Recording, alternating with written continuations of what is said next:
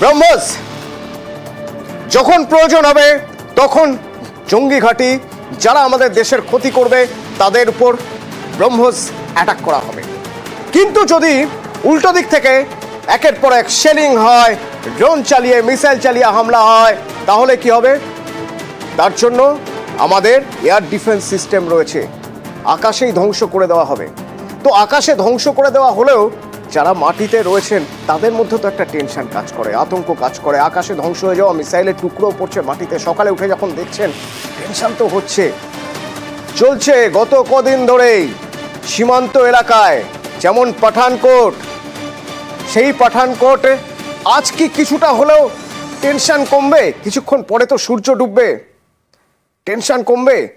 মানুষ কি বলছেন, সীমান্ত পারের মানুষ, তারা তো সেই 9 বছর আগে 2016 তখনও এরকম আতঙ্কে বেশ কয়েকটা দিন কাটিয়েছিলেন, টেনশনে কাটিয়েছিলেন।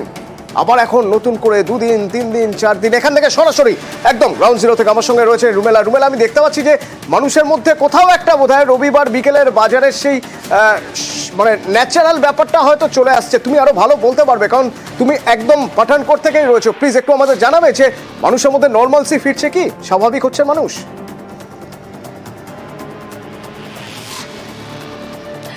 অতনু, ঘড়িতে বিকেল 5টা বেজে গিয়েছে, সূর্য ডোবার অপেক্ষা। তারপর যে নর্মালসির কথা তুমি বলছো, আর সেখানে জনমানব থাকবে না, এই জায়গাটা পুরো ফাঁকা হয়ে যাবে। তাই যেই ছবি তুমি এই মুহূর্তে দেখতে পাচ্ছ, এটা একটা বাজার এরিয়া, এখানে সব বিকিকিনি চলছে।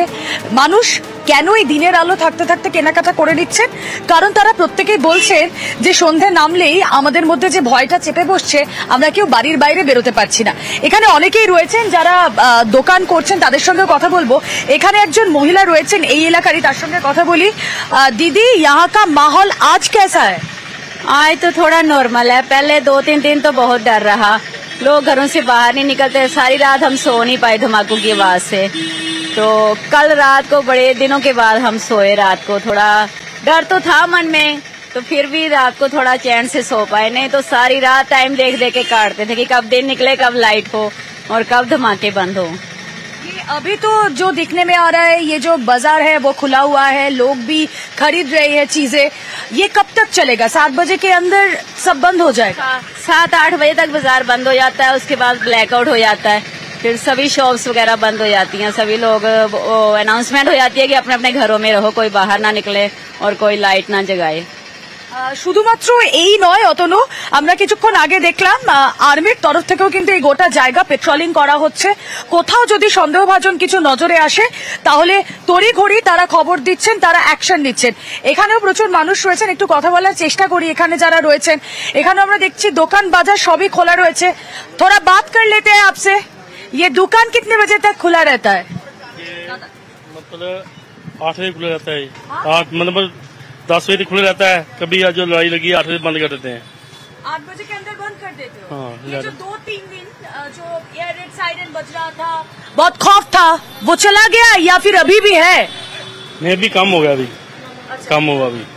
तो पठानकोट अभी नॉर्मलसी में आ रहा है? हाँ, नॉर्मल आ रहा है। 2016 में जो पठानकोट का इंसिडेंट था वो तो आपका अभी भी याद होगा?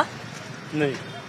আচ্ছা, কেউ কেউ সেই স্মৃতি হাতড়ে বেড়াচ্ছেন, কেউ কেউ সেটা ভুলতে বসেছেন অতনু, কিন্তু আমাদের কাছে ছবিটা, আমাদের কাছে সেই স্মৃতিটা এখনো স্পষ্ট। আমি আরো একবার আমার সহকর্মীকে বলবো দেখাতে যে এখানে বিকেল 5টা বেজে যাওয়ার পর সাধারণ মানুষ তারা বাইরে বেরিয়েছেন, যা নিত্য প্রয়োজনীয় জিনিস তা কিনে কেটে কত তাড়াতাড়ি তারা বাড়ি যেতে পারবেন। তুমি শুনলেই, আমি একটি দোকানে কথা বললাম, সাধারণ মানুষের সঙ্গে কথা বললাম, তারা প্রত্যেকেই বলছে 7 থেকে 8টা, এর বেশি কেউই তারা বাইরে থাকছেন না, তাদেরকে বাইরে থাকতে দেওয়া হচ্ছে না। অতনু, 7 থেকে 8টা, তার বাইরে, তারপরে তারা বাইরে থাকতে পারছে না। ধন্যবাদ রুমেলা। এই ছিল পাঠানকোটের ছবি, একদম গ্রাউন্ড জিরো থেকে পাঠানকোটের ছবি আমাদের দেখাচ্ছিলেন রুমেলা। এবং রুমেলা আমাদের বলছিল যে মানুষের মধ্যে এখনো কোথাও টেনশন রয়েছে। আজকাল 2 দিন না গেলে হয়তো সেভাবে টেনশনটা কাটবেও না, কারণ গতকাল রাতেও টেনশনে কেটেছে। যে দোকান রাত 10টা পর্যন্ত খোলা থাকে সেই দোকান এখন 7টার পরেই বন্ধ হয়ে যাচ্ছে। 7টা কি খুব বেশি হলে 8টা, রিস্ক নিচ্ছেন না কেউ।